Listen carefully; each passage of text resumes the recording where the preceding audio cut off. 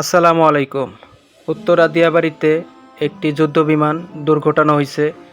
এইখানে আসলাম এখন পরিস্থিতি একটু জানতে। আসলে খুবই দুঃখজনক একটা ঘটনা। একটা স্কুলের ভিতরে ছাত্রছাত্রীরা কতজন থাকে আপনারা তো ভালো করেই জানেন। আসলে ছোট ছোট বাচ্চা, ওদের তো কোনো অপরাধ নাই, নিষ্পাপ ছোট ছোট বাচ্চা। ওরা নিহত আহত অনেক হয়েছে।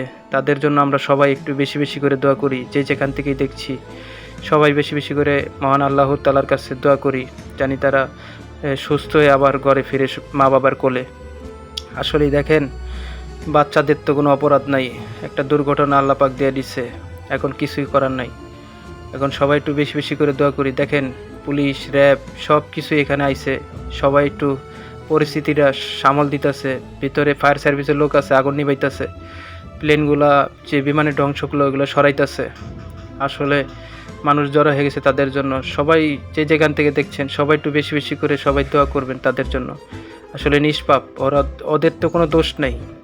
আসলে ভাগ্যের পরিহাস যে একটি যুদ্ধ বিমান এত জায়গা থুইয়া ওই স্কুলটার ভিতরেই কেন পড়তে হবে। আসলে খুবই কষ্ট লাগছে ঘটনাটা শুন না। এই টেলিভিশন মেললেই দেখা যায় শুধু এই খবরই।